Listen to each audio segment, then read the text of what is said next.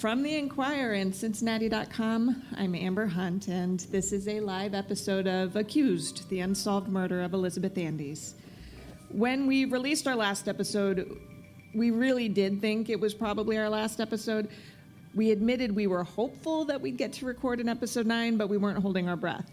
The goal was to solve the case, and that meant that maybe one day we would have to record an update saying, hey, guess what? Some key person has come forward, and it's time we put a bow on this investigation. Some key people have, in fact, come forward, and we'll share some of those conversations tonight. But real crime solving is too far removed from Perry Mason for that to mean much. So we've still been digging, and we've been passing along interesting finds to police. But we are, for some reason, not in a position to request search warrants or issue subpoenas, so there's only so much we can do on our end with the things that we uncover. Still, we are here recording episode 9, which is crazy. The podcast did so well that we've really been inundated with questions via email, Facebook, Twitter, all kinds of places, asking for updates, and so that's what we'll do today. Because this is live, we're going to structure this a little differently, but you'll notice some similarities too. We're also going to ask that you tolerate the difference in recording quality, because we are not in a fancy dead room, but in a hardwood floor window storefront in a neighborhood in Cincinnati called Over the Rhine. It's a great place for, gathering and eating food, but maybe we'll see how good it is for radio recording.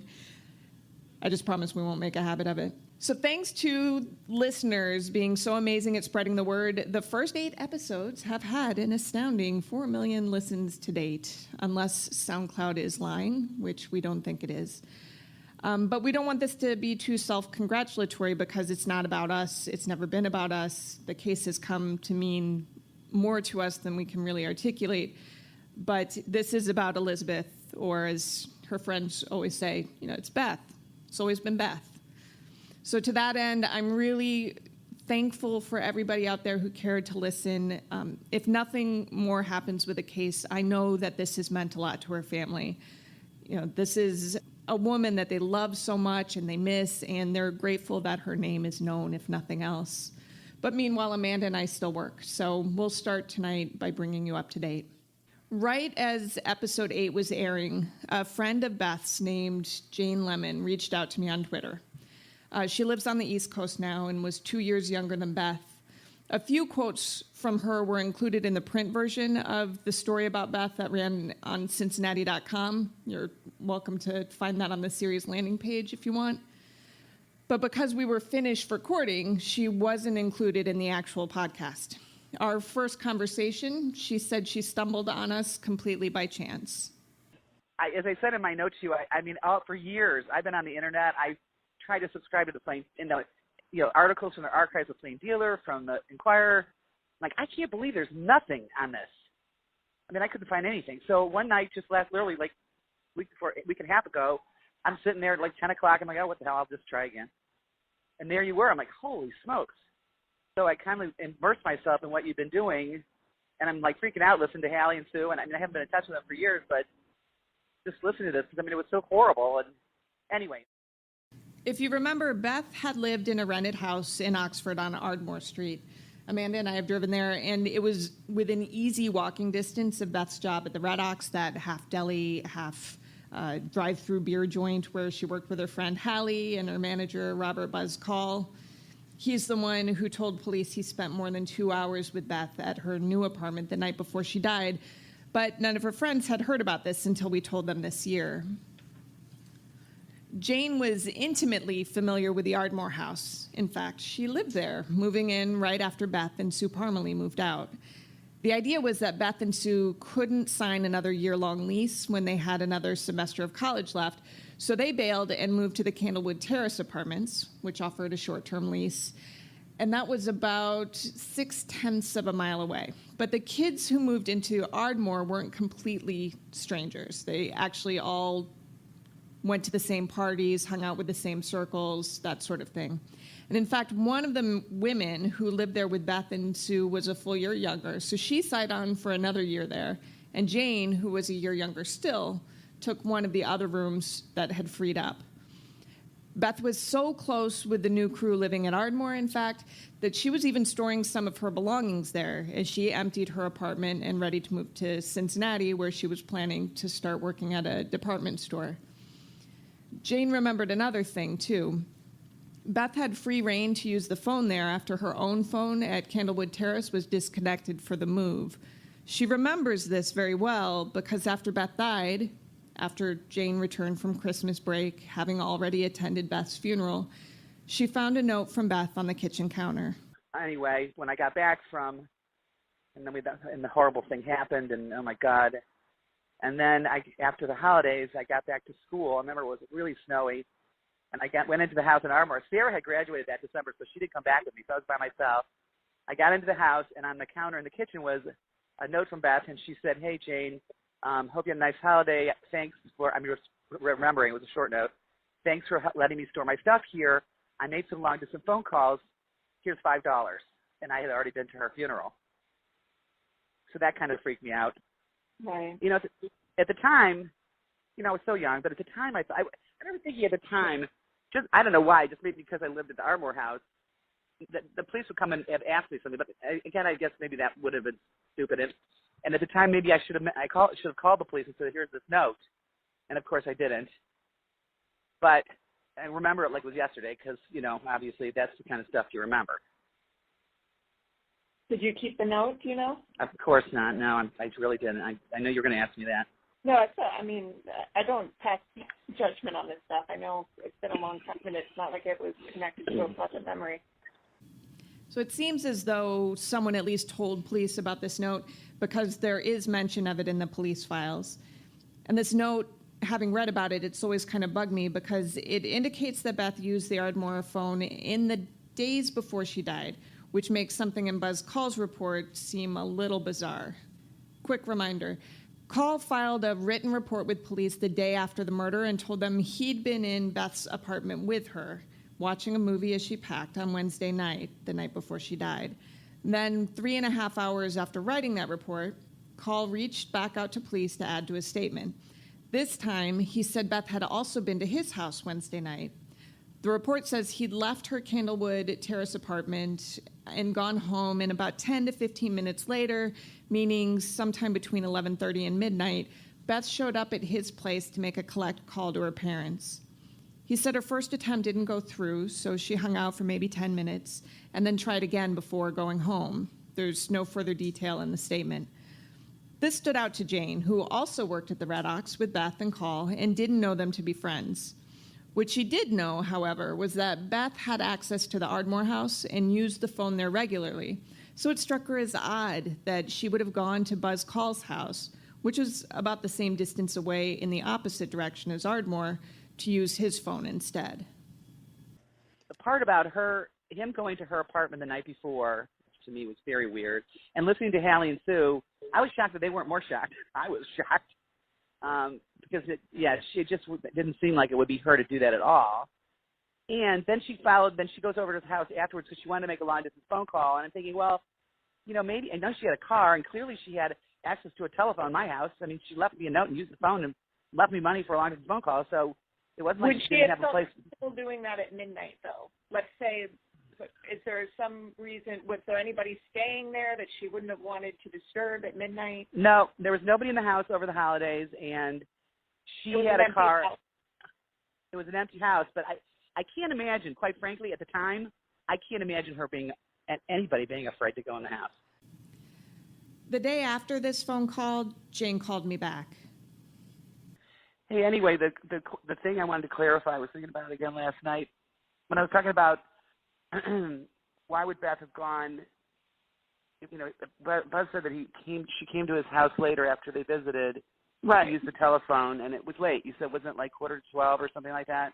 Right. Anyway, and your producer asked me, because I said, why would she go there if she's already been using the phone in my house? And then you asked me, well, because it was late, would she have felt uncomfortable?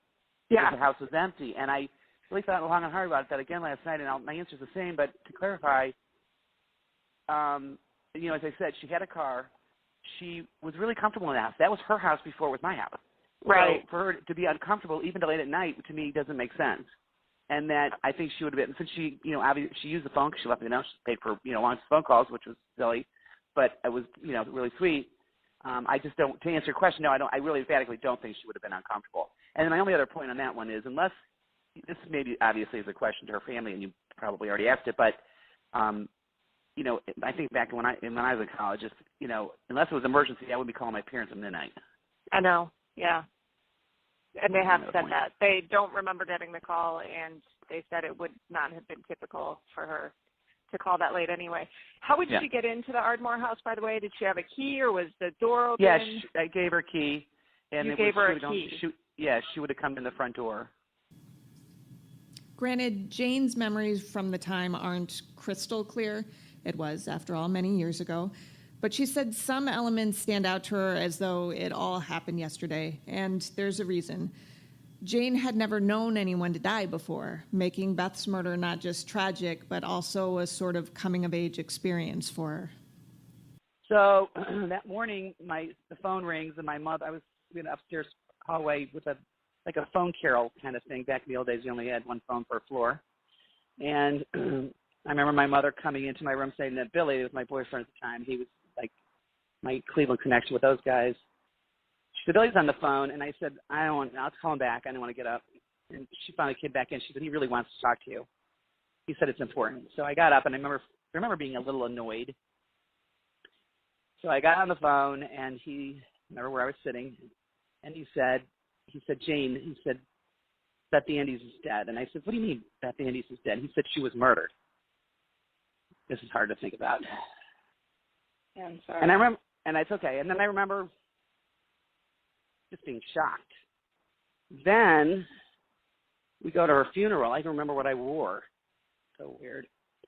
At that point in my life, Amber, nobody had died. I didn't lost some grandparents. I mean, that was like the first for me. Right. And I had this really delayed reaction. I remember at the time thinking, well, I should be more upset. So we go to the funeral, and I don't remember, it was a funeral home, I guess. And everybody goes in to sit down, and I freaking lost it. I mean, big time. Like, where I had to be removed. Do you remember after the acquittal, were there people talking about, well, then who did this? Or was it just like trying to get through it and keeping our heads down? Yeah, it was more like that, Amber. I mean, unfortunately for your information, but I don't remember people talking about it. I do remember, though, quite frankly, I do remember all of us at the time, we were very young, too, but it was like, no way did Bob do this. No way. No way. And then later I came to change my mind on that for no reason. I mean, with no data, but thinking, maybe because I watched too much IDTV, but, it's like, that's the most logical choice. But, actually, until I started listening to your thing, that's what I thought. But now that I'm listening to your thing and I'm thinking, well, the thing that got me with Bob is the confession, but I know that confessions can be coerced, so this over this time you kind of convinced yourself, well, it must have been him? Well, to me, that just made sense to me, just based on, how most of those kinds of murders happen. Sure. That's generally, it's somebody very close, but obviously not always. And he was acquitted, and he was acquitted in the civil trial. So, and I keep thinking, but one thing I do remember thinking at the time, and again, this is just my opinion, has no basis in fact, was that the police screwed up somewhere along the line. Jane suggested we track down an old friend of hers named Lee Rickert, with whom she hadn't spoken in years. Lee also worked at the Red Ox, and it was there that he learned what happened to Beth from a female coworker whose name he couldn't even remember. He also struggled to remember the boss's name, though he was able to describe him physically, on the short side and with dark hair. Does the name Buzz Call ring a bell? Yes, that's exactly right. Buzz, he was the overall manager. Do you remember your impressions of him?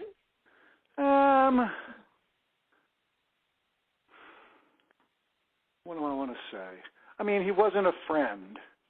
I don't know if he had anybody that was his friend there, really.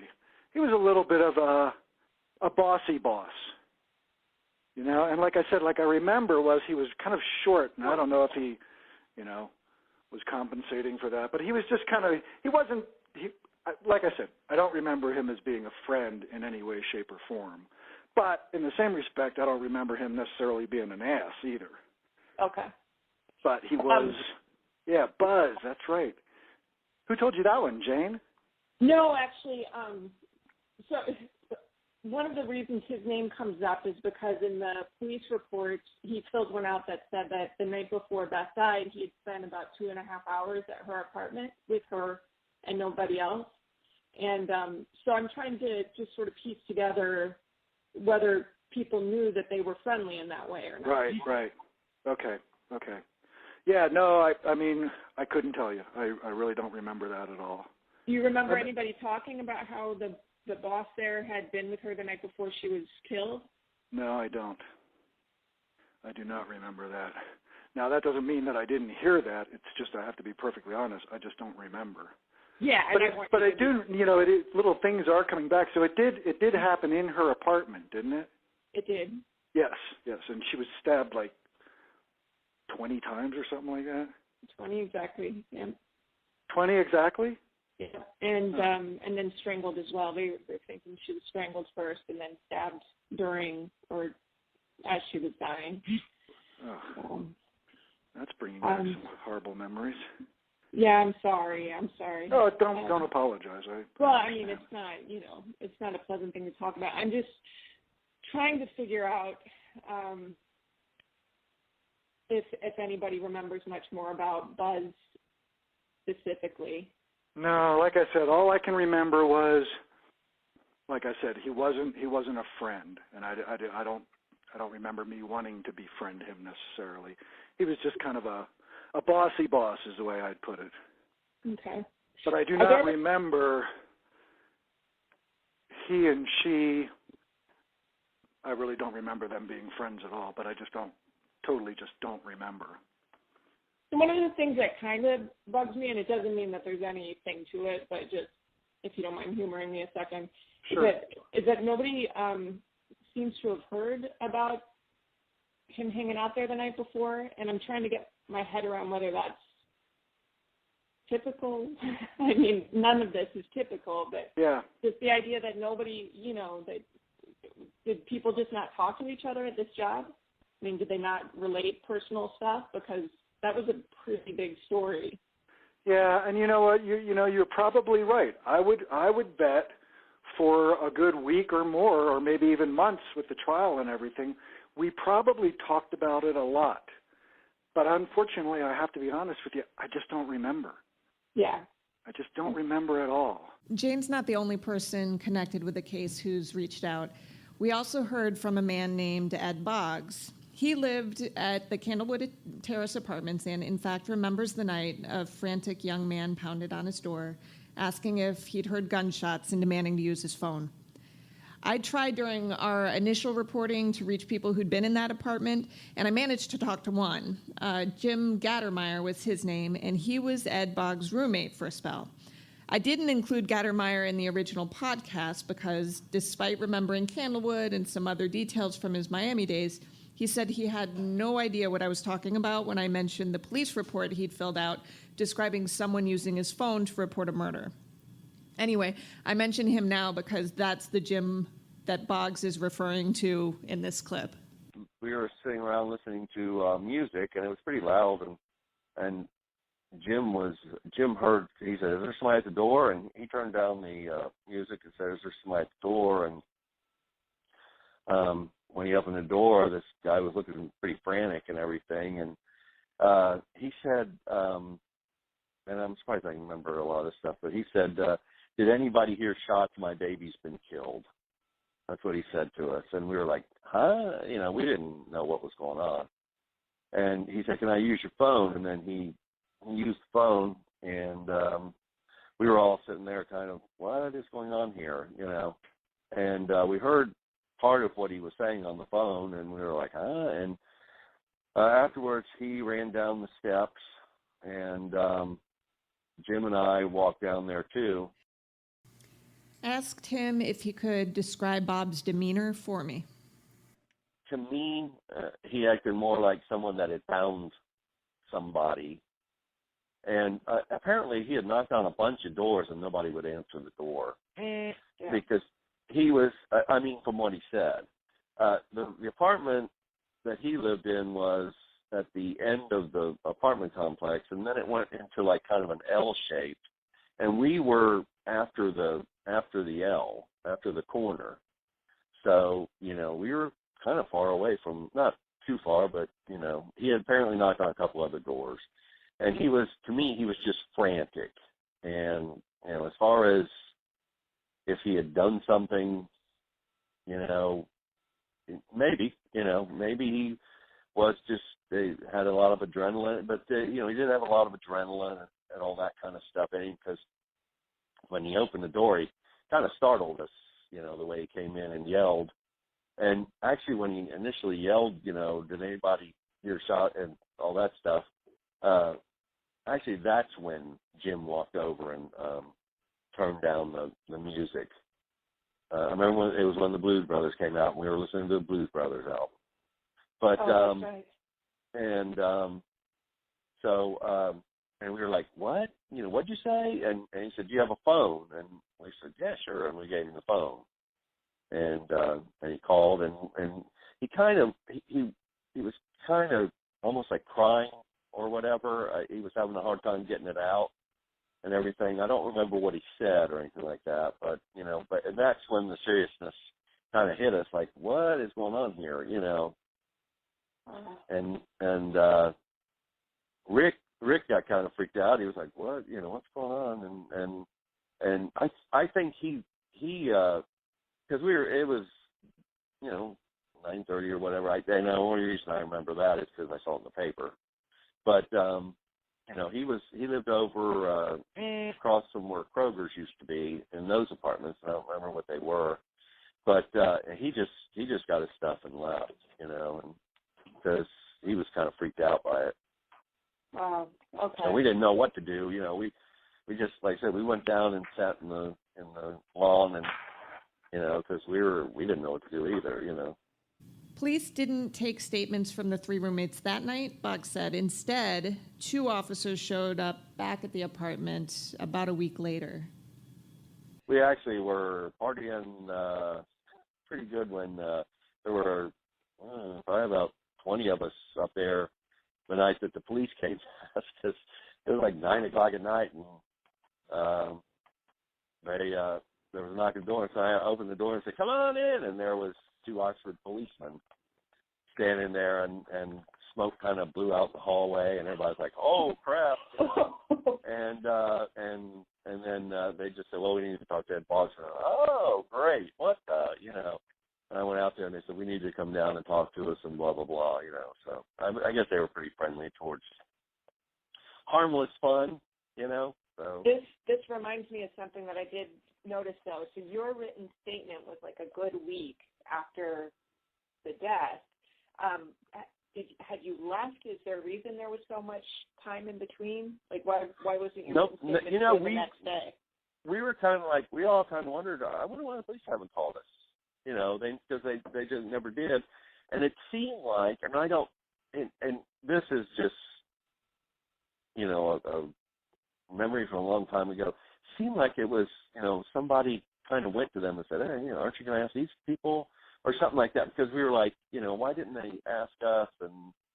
And Rick and I and Jim were kind of like, I wonder why they didn't call us, But we never did understand what was going on with that.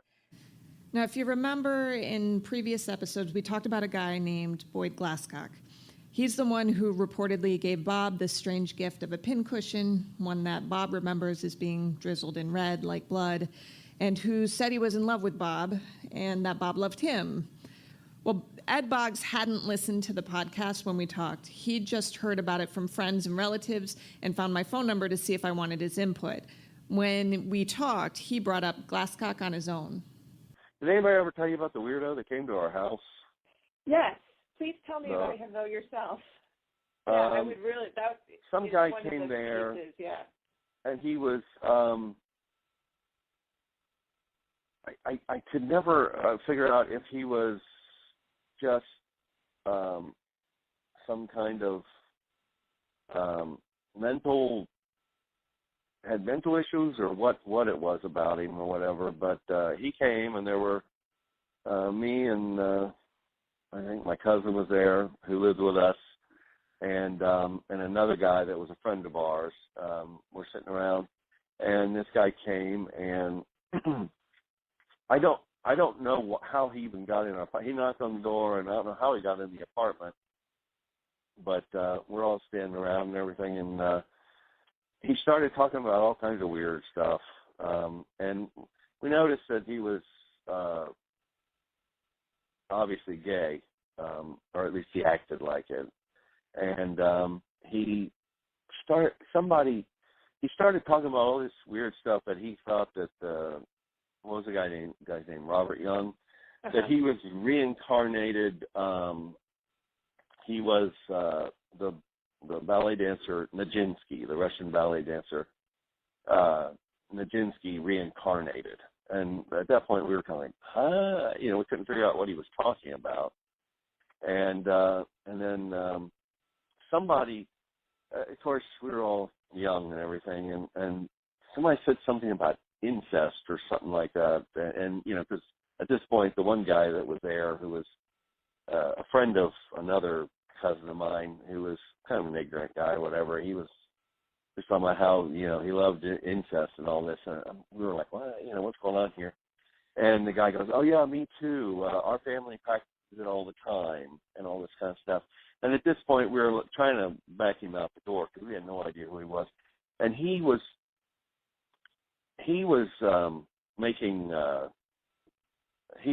saying who he thought killed, and I don't remember who he said, but who killed the young lady and all this kind of stuff. And like I say, at this point, we were just like, dude, you got to leave, you know. So but you don't remember what his theory was?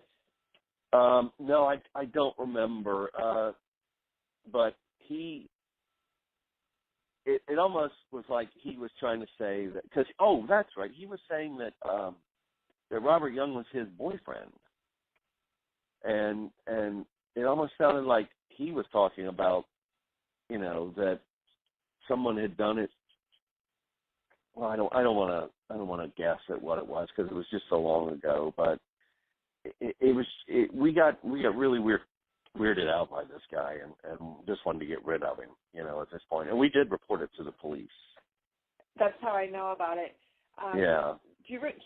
So this visit for me is one of the pieces I really had hoped to find a little more about. Can you describe like how he looked, anything that you remember? I mean, all I can remember is kind of a shadow of what he wasn't. He was probably 5'8" to, or maybe like 5'6" to 5'10", something like that. And he was a pretty ordinary looking guy. You know, I mean, he fit in up there in Oxford with the kind of, at the time, the preppy look, you know, and he wasn't dressed. He was just dressed, you know, ordinarily and all that kind of stuff. I actually forget who else was there other than my cousin, but really nothing out of the ordinary. We just thought he was someone that was trying to get attention from everything that had happened and all that kind of stuff. But on the other hand, it being as serious as it was, that was why we reported it to the police. If he seemed involved? Yeah, he was so creepy and so weird that we wondered why he came there, what he had to do with it, and all that kind of stuff. And that's the main reason why we reported him, you know, because we also didn't want him coming back because we hadn't, you know, he didn't scare us, but he just creeped us out really bad. So, you know, we never did figure out what was going on with that. Unfortunately, Glasscock died in 1995, so who knows if we'll ever get closer to figuring out much about that visit. All we know is that while family members say he was never violent, he did struggle with mental illness and behaved in a way that has some people familiar with the case wondering whether he had something to do with the attack, maybe motivated by a desire to get her out of the way so he could have Bob. We don't know. So this is largely where things stand. It's been 2 months since the last episode aired, and while we've reached a lot of people, we still need to reach more if we're going to solve this, so we'll keep at it as long as we have to. If anyone wants to reach us, you can email us at accused@enquirer.com or find us online. We have a new URL, so feel free to find us at accusedpodcast.com.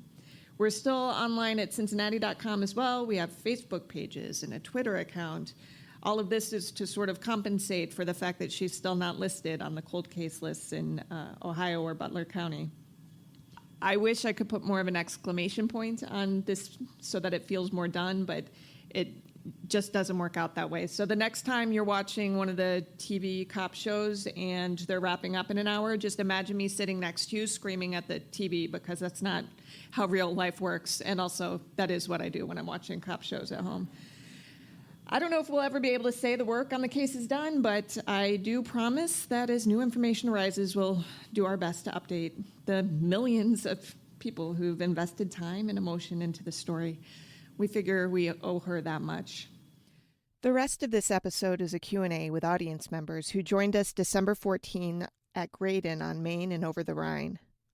We've included it here for anyone who might be interested or have similar questions, though we did realize afterward that we should have had at least some of the people introduce themselves for the benefit of the listening audience. That's on us. To make it a bit easier to follow, we'll edit in a few introductions after the fact for players who helped make Accused possible. The first question, in fact, comes from Joanne Schreiner, who works alongside lawyer Debbie Leiden, the Andes family's pro bono attorney. Schreiner handled some of the very first records requests for the Andes family. Can I actually ask two questions?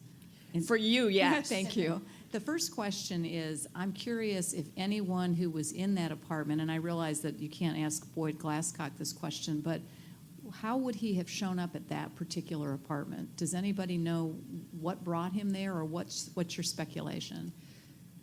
There were newspaper reports at the time that said that Bob had to go to a neighbor's apartment, and it's our understanding that he had gone around asking neighbors which apartment it was. So he just basically canvassed until he found the right place.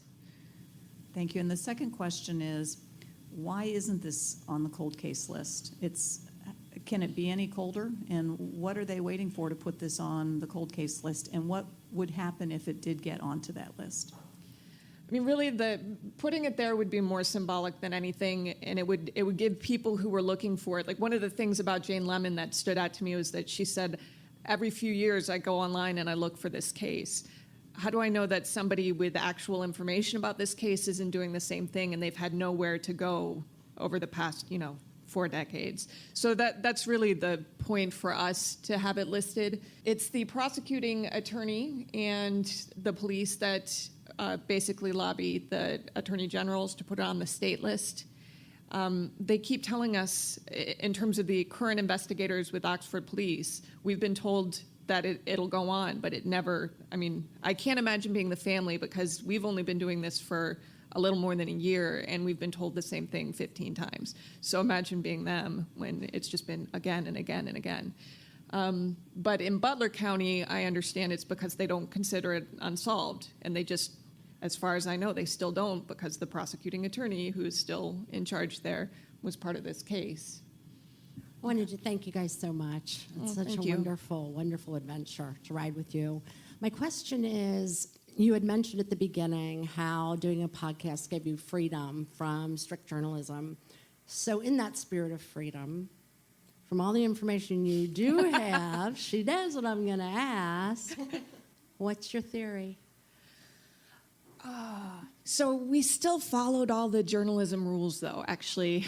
we let you see behind the curtain. But the truth is that these interviews would have taken the same tone and it would have been the same if I'd just been writing a story versus you hearing the interview. Like, that all would have been the same. That said, I will absolutely, happily go on record saying that everybody who is alive that we've talked about and talked to, please interview them. Like, they still have a pulse. Go talk to them while you can. There's no reason not to.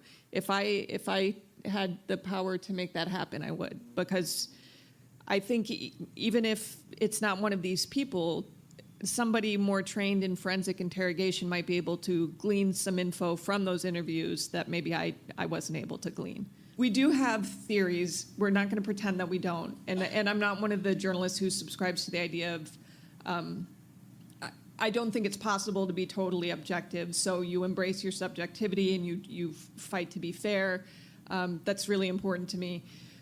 But at the same time, every time we've started to go toward a theory in our heads, we always remember that the people who started this investigation did that and wouldn't let it go, and we don't want to put the same blinders on.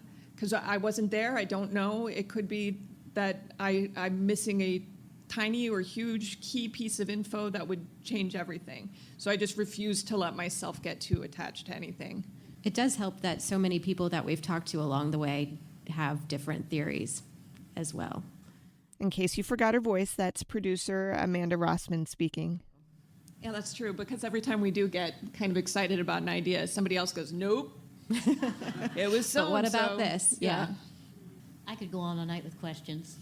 I love this. I've listened to it. I'm on my third time. Oh, thank you. Love you. Wow. And I was at Miami at the same time, but I did not know her. Although those pictures look just like me and my friends. Right. Anyway, I wanted you to talk about the calls from the Ardmore house, which you did, and that cleared up a few things. My burning question is, do you really think Buzz was at her apartment the night before? I would be happy to, I don't know, what do you guys think? Hell no. It bothers me that nobody who knew her says that makes sense. Now, could it have been that she did something out of the ordinary because she'd been spooked by her door being unlocked when she got home from Christmas break? Possibly. But the thing, there was one person who emailed me that he made a really good point. He said he has 2 daughters, and once somebody goes in the you kind of creep me out zone, you don't put them back in the come help me because my door was unlocked zone. So that, of course, me not totally feeling comfortable with that idea doesn't mean that he did anything. It's just I don't necessarily believe that he was there that night. I think I remember that somewhere along the line, someone else you interviewed, and maybe 5 or 6, said that Detective Baird and Buzz were good friends. And that seemed to surprise you. And it's like, I really find that odd. It did surprise me. Nobody had mentioned it up until then. It hadn't even been broached. Right. We couldn't confirm that they were friends during 1978, 1979, but we do know they were friends along the way. Well, my next question. So she's just going to move in. Okay, one more question. Okay. Well, do I ask you about, doesn't Bob now think, does he realize the significance of this dirty pincushion or bloody or whatever it was? That's so weird. He does think it's very weird, and he's torn because one part of you is like, oh gosh, I wish he had held on to it. It would have been, but let's say it had been drizzled in blood, and he had Somehow handed that ended over up to with police. a bloody then pincushion. he would just yeah. So I'm a little torn on whether that would have been for his benefit or not to have held on to it. So. Hi. First off, thanks for doing this podcast. You guys did a great job, and so Thank you. Appreciate it. So I have a couple of questions about your method. So it seems like every episode was scripted. Is that correct? You pretty much just saw it, Yeah. except less giggling because I messed something up and less swearing when I messed something up. So my question for you guys then is, when you were crafting this script, knowing that it would be audio and not written, how did your understanding of narrative and language change? It helped that I had worked for the Associated Press as a news editor for a bit, because when you work for AP, every story you start, you're nodding, every story you start begins as a brief for broadcast. So I was familiar, obviously, with writing in present tense and trying to keep it conversational. It still took a lot of trial and error, though. We did at least 5 drafts of Our first episode episode 1. had probably 5 drafts. And Yeah. the portion of the first episode came from us going back and forth. Yeah, so we would just go back and forth, and eventually we started to feel like we found the right tone for this. And I actually remember at some point, I think the first draft was too clinical, and I didn't insert, us into it. And it's not like I like being part of it, but because we were the first to look at the case, it became clear that it would actually sound weird if we didn't acknowledge our role in it. So at one point, when we're going back and forth on the first, I just remember telling Amy and Amanda, I was like, I kind of had an epiphany last night. I think I know how I want to do it. And then I just wrote it. And from there, we were good. You know, my experience with what we call pre-publication review, you know, which is reading stories before they're printed to identify potential legal issues or potential liability. But I really found it was important to, you know, I had the script, but I really felt like I had to listen to it. Speaking here is Jack Greiner, the Enquirer's lawyer who first heard about the case from Debbie Leiden. Because I was just concerned about just nuances and emphasis and that sort of thing. There's a lot of, you know, the interesting piece of this from my perspective was, you know, the potential, I suppose, for somebody to say, well, you've implied that I did this. And, you know, there can be what's called libel by implication. And so it was, and probably any number of people mentioned in the thing could at least raise that issue. I mean, Glasscock was dead, so we don't have to worry so much about him in terms of being a libel plaintiff. But, you know, certainly Buzz Call and the maintenance guy, Steve Green, you know, so trying to, for Amber and Amanda to present the story in a way that made it interesting and yet, you know, just be careful about it or just think about it. It was interesting because I really felt like I had to listen to it rather than just read the script. And then I sort of felt guilty, like, I can't believe I'm getting paid to listen to this. You know? I did, but... I want to add that while it looked sort of effortless on episode 9, we really learned along the way. This is Amy Wilson speaking. She served as the Enquirer's editor for Accused.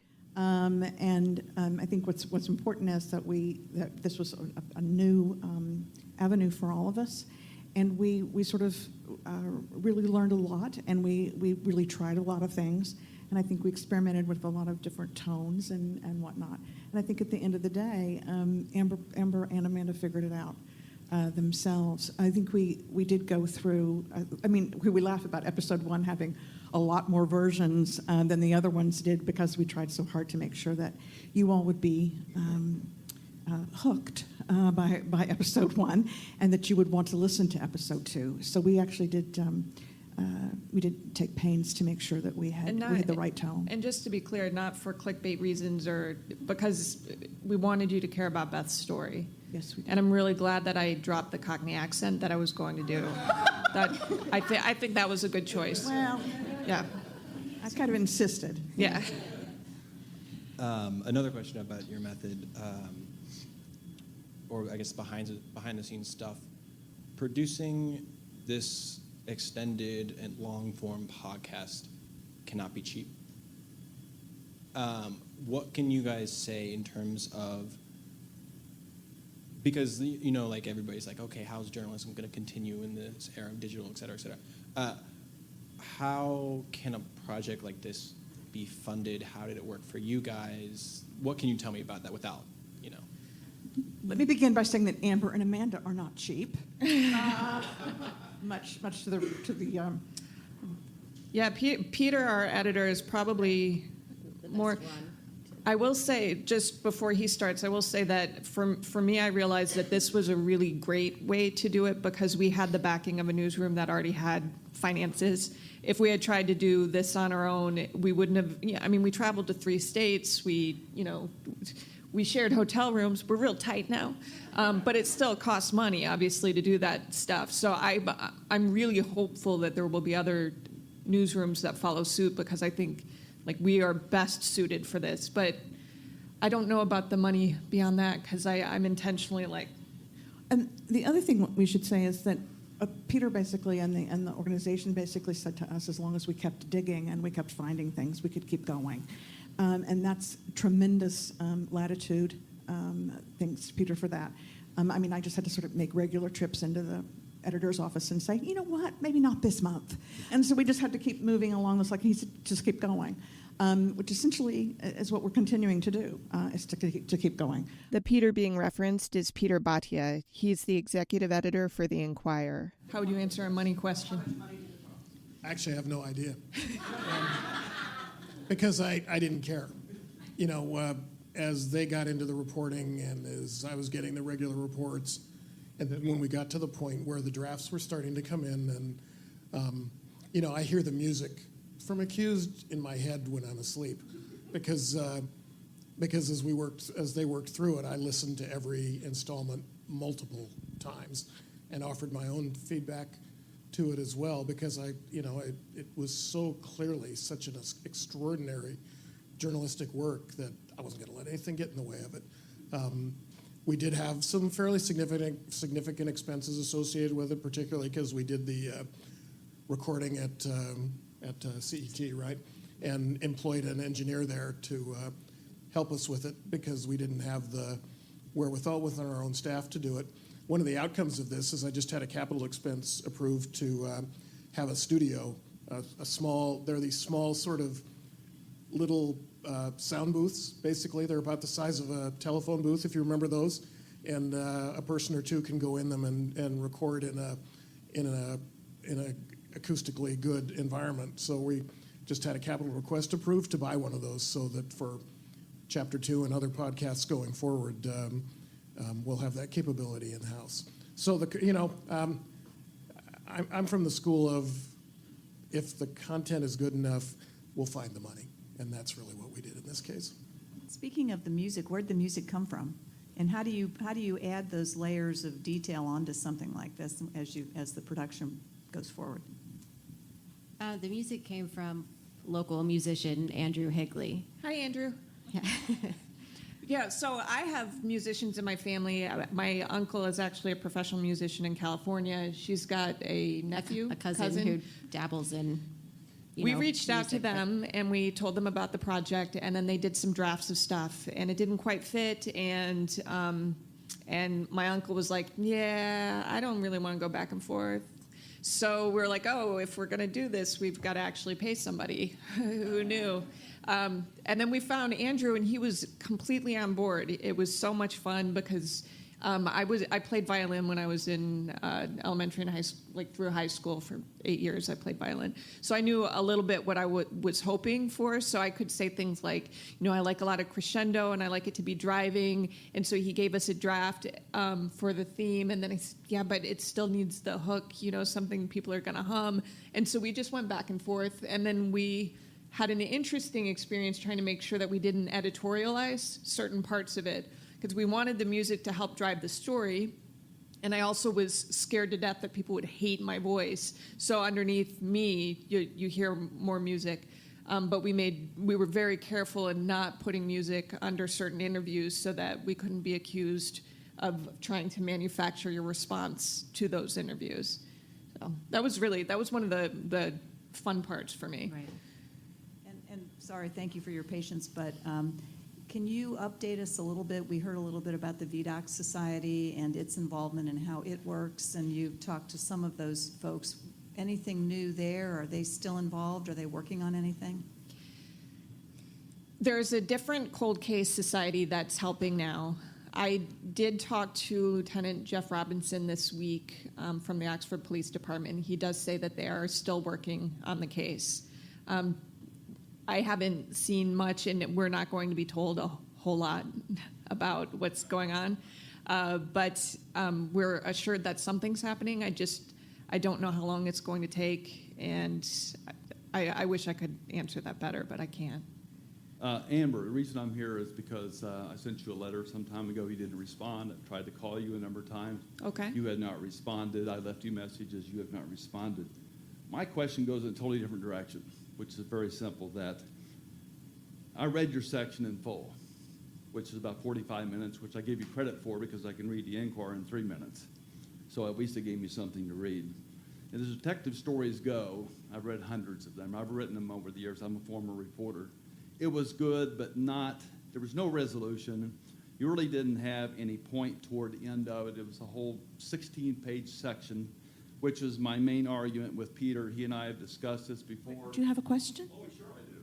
How about we get to it? I'll get to it, which is basically why is the Inquirer spending in this inordinate budget that Peter just talked about that kind of money to report a 16-page section when you're missing the news in Cincinnati? You guys are covering Pike County. You're covering. I'm not done.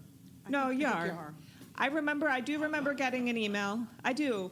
But I'm not going to respond really well to somebody saying, why did you waste your time writing this story? Because I've talked to her family and her friends, and they have been in tears, being so grateful that we still cared. And I do care, and I'm not going to apologize for caring. So I appreciate that you think we should be spending our time some other way. I think we do a damn good job covering Cincinnati, and I'm very proud of the work that I've done here. And I know that it's meant a lot to her family. So that's okay if you didn't want to read it. You're welcome to pass that story by, and you don't have to listen to the podcast. But this actually gave my life meaning. Doing this made me feel really good about being alive right now. So I'm not going to apologize for that. No, I'm not going to apologize. That's okay. Oh, I'm glad you're here. That's fine. Thanks a lot, and I'm sorry I have to respond to that. My son was a homicide case, and it went for 7 years, and I would have paid $1 million to have this kind of coverage. I wish I could do it for more cases. Yeah, I'm sure you do. Yeah. Yeah, and the thing is I started a nonprofit group just to get the families out there on the streets to find out what had happened to their kids with cold cases, because you don't get a lot of coverage with this stuff. No. It gets so. Because what we do is, as a profession, we'll cover the event when it happens.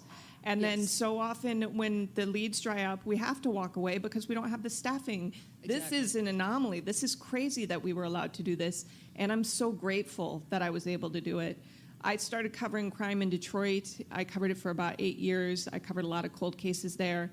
And the way that it rips apart human beings, how they can't recover, how it changes, how a woman down the street who didn't even know the kid raises her own children. The ripple effects are never ending. So if I can help one case, I'm pretty happy with being able to do that. Yeah, I'm just grateful for that because it has to get out. I'm sorry you went through that. Yeah, it has to get out. You have to market it. You have to let people know what's going on. That's what newspapers are for. I mean, I think it raises bigger issues beyond the Beth Andes story, which is very, compelling and interesting. But I mean, I think the idea of a coerced confession, right over at UC Law School, there's the Ohio Innocence Project, and they deal with, they didn't get involved here because there was an acquittal.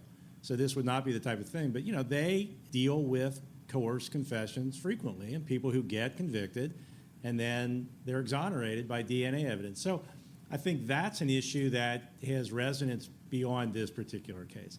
I think how prosecutors, come to conclusions and sort of make their decision and then engage in confirmation bias that leads to a conviction has resonance beyond this case. I think that there's many issues, and again, just your story, ma'am, just how a family reacts. I mean, this is what 38 years later, and this family, is still looking for answers, and there's just this emotional connection there that makes for very interesting content. And again, you can't tell every story, but if you can tell a story as well as this story was told, you hit on a lot of points that live on and that continue on. And so I think it has a lot of meaning, just from my perspective. I'm biased, but. Okay. I think we also felt as if the people who were in charge of this case 37 years ago are still in charge in Butler County. And I think it's completely fair to ask people to do their jobs. It's what it's part of the mandate that we have as watchdogs. And I think in some ways, we live in a society or we live in a pop culture that we get 1 hour resolution of things. And I think that the world is much more complicated than that. And I think that there is nothing wrong with presenting stories that have no resolution because some stories don't have resolution. We're in the truth business. This is truth. This is what truth looks like. Jack, I recall part of the story indicating that you were influenced by Matt Crehan as far as either finishing law school or going law school, and I think Amber said this is I a good did. story. So Said if you if you ever don't met him. mind, would you mind talking about it? So I was a junior at Miami that year, and I was a political science major, and that was at a time in my life where I wasn't 100% sure what I wanted to do. I knew what I wanted to do. I wanted to play center field for the Reds, but I wasn't good enough. So beyond that, I needed to start making some decisions. And so the murder happened December 28th on break. And some people have asked, well, was everybody talking about it on campus? And no, honestly, I think that, and I've thought about that, I think the fact that it happened over Christmas break, had some influence. I think the fact that it happened to Beth, who had, her class had graduated the May before. So her contemporaries mostly were gone. And frankly, even the people who stuck around for an extra semester were gone. And, the cops said they had the guy. So it wasn't like there was a sense that there was a murderer, running around. So anyway, murder happens in December, and the trial happened, you would know, right? In March, right? In March of 1979. Now that I'm a lawyer, that just astounds me. I mean, that is a nanosecond in terms of how the justice system works. But in any event, so Matt Crehan was the defense lawyer, and you heard him on the podcast. He's a kind of a short guy, very self-confident, very self-assured. He had sort of a New York City accent because he was from New York. Sounded a lot like Al McGuire, if you remember Al McGuire that used to do the basketball games. And so like in April, he comes to a political science class of mine, really just to do a career day. I think he had already agreed to do it, so it was a very innocuous kind of career day. But somebody asks about the trial, and we knew generally about, the Miami Student did report the paper. That's the Miami Student's a paper at Miami. But anyway, so there was some reporting. So we kind of knew about it. But somebody asked him about the trial, and he started talking about it. And one thing led to another, and he pretty much gave his closing argument. And I can tell you, he said, let me tell you about Bob Young. I won't try to imitate his accent, but he's like, let me tell you about Bob Young. Every time somebody came in to talk with us about the case, anytime it was one of his friends, one of his relatives, Bob Young stood up and hugged him. And let me tell you, huggers aren't killers. And that's how he kind of ended it. And I walked out of class like, I'm going to law school, because that's the coolest thing ever. And he became a judge later on in Butler County, and I wound up in fact, I had an Enquirer case in front of him, and I told him the story. It was just, but so when this came up, and Deb Leiden was a lawyer working with the Bandy's family, she called me because she had some public records issues she wanted to talk about, and it was like, can you come over and talk about helping this family whose daughter, or their daughter's sister was murdered. And we're having some public records issues with the Butler County prosecutor. And I was kind of like, well, I've had public records issues with the Butler County prosecutor. So anyway, I went over, and that's all I knew. And then she starts telling me about and I'm like, it's that case? Are you kidding me? And so that's a small world. I was actually wondering, so when you have a case and a story that is as expansive and vast as this is, with so many moving parts and all of the factors that you have to consider, how did you condense it and make it make sense in episode form? Tell a story with an arc during one episode, but also maintain the big picture. Because I know it's difficult, even just in a written story, to get everything together. But when you have all of the sound effects and everything else, plus trying to make it engaging for a listener, how do you do that? It's called magic. So it helped that I've written true crime books. Because I approached this basically the same as I would. And it, in truth, this was way better research than any of my books. So, this was free. Don't buy my books, I guess is what I'm saying. So I treated each episode as a chapter. And when you get to a chapter end, you kind of want to have a feel of an ending but a cliffhanger. And so we just really kind of used my previous experience to try and figure out how to translate it into podcast form. when I start to research a case, I'll start with the trial transcripts, and I color code everything. So if I find a line that I think is worth noting, I'll give it a color. Like if it's specific to the suspect, it might be blue, victim might be pink, the day of the murder, details might be orange. And then I used that color coding in we call it a war room. It's just a little tiny office. So the first chapters, episodes that I mapped out, we had 6. And so I would transfer over, okay, there's going to be some yellow in here and some orange and some pink. And then that way, when I flip back through the documents that I had highlighted, I could see, okay, this would make sense here. And it also helped me to keep from repeating things, because there's yellow here and there's yellow over there. So it was very labor intensive, and the start of it was very slow because it was just a lot of reading and highlighting and trying to really understand the case. We began by putting Beth's picture in the war room, so she greeted us every day. And secondly, they created these podcasts. These categories. So basically, we divided it into the crime, the victim, those sorts of things, and then again, who was Bob, and then if not Bob, who. So essentially, some of the organization that you see in the episodes was in fact organization that came to these 2 women very early on as to how to sort of talk about the individual. We had, in terms of ability to make it understandable, we had to make you understand who the people were and what had occurred. And so essentially, you can't just hop right in. You have to sort of lay it out sort of slowly. And obviously, this is what they're paid the large dollars for. Yeah. And you have to approach it with an idea of how to make all of this manageable, because, the trick of doing any project is actually finishing, and you can't finish it if you don't figure out how to make it manageable. That was really important from the beginning. In a similar craft sort of way, what prior podcasts did you take inspiration from, since true crime is seeming to explode in the podcast world? Well, I had already heard Serial, and actually we made a point not to re-listen once we realized we were doing a podcast because we didn't want to, have too much influence there. So we actually we did listen to a couple other ones done by newspapers. There was one in New York called Finding Tammy Jo. There was one out of Atlanta called Breakdown. And one in, I want to say it was Colorado. And honestly, like for us, while they all have their strengths, we also picked up on things that we didn't love. So we figured out some things we didn't want to emulate, like the one girl who went so fast. And so that was Amanda's job. I was like, make sure, because I'm sure she didn't realize she was going that fast. So it's your job to make sure that I'm slowing down.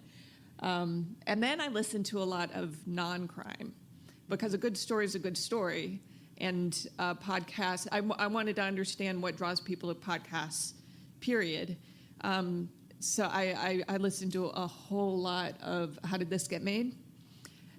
Yeah, like an absurd amount. And I've seen so many bad movies, so many, because that's what the podcast is about, bad movies. Yeah, This American Life is my favorite. But yeah. But we also listen to a lot of bad ones. Yeah. Podcasts. But we won't name those. Yeah, just in the process. Like Night of the Living. Just kidding. They're here. They're here. No, big fans. For our shout out to fellow Cincinnati podcasters. You're welcome. Amber, talking movies and Glasscock, did you find out about any artistic interests in him? Speaking of movies, we know that Halloween and Looking for Mr. Goodbar came out within about 18 months or less of the Beth Andes tragedy. Do you think there's any influence there? Actually, Looking for Mr. Goodbar played a role in Bob's confession. And it really was kind of interesting, because when he was confessing to the crime, he described to the interrogator, well, I'm having flashbacks. It's like Looking for Mr. Goodbar. So I watched that movie, which I do not recommend. It's not a bad movie. It just was really unpleasant. That scene in particular was holy. No, I do not need to see that again. So yeah, from what I can tell, that was just kind of bouncing around his head, and he was delirious and tired at that point, so he was merging stuff. As far as Glasscock goes, I don't know. I know that he was artistic. I know he liked to paint. He would give people artsy gifts. I wish that somebody, like, we've had other people come forward whose conversations I didn't share for various reasons. I still haven't heard from anybody who knew Glasscock personally, and I would love to. I hope to hear from somebody like that. Recently, there's a documentary out about sexual assaults on college campuses and some of the lengths that the colleges go to kind of divest themselves from what's happened and separate their entity from the incident. Did you experience any pushback from Oxford, Miami University? Happily, no. No, Miami actually was pretty cooperative, right? But this wasn't a gray area. For them, it was off campus. They didn't handle the investigation. As far as their letterhead isn't on any of the investigative files that I've got. So as far as I know, they didn't have a hand in it. And when we needed something like, when we went and checked records there, they were cooperative. Mm-hmm. So we luckily didn't run into that. I know that that's an issue, but we didn't have to deal with that. Do you know some of the other dorms that Beth lived in? Oh, goodness. There was one... Tappan Hall? Tappan, yeah. I would have to look up the ones beyond that, though, but I remember that one because we went by there. And it was new at the time and was fancy. I think that might have something. been the only dorm she lived in. And then she went into the Ardmore house and then the apartments. Right. All right. Okay. Well, I would like to tell you guys that there's going to be a season 2. So that's, we're going to do another case. Thank you. Some people are happy about it. And we actually were going to, this meant a lot to me journalistically. It meant a lot to me personally. So we are actually adopting a few different cases, and we're going to see which one pans out first. But we're going to keep digging. But that also gives us an avenue to keep going down Beth's case. So if more things pop up, we have a way to tell people. Thank you so much for coming. Thank you. Thanks.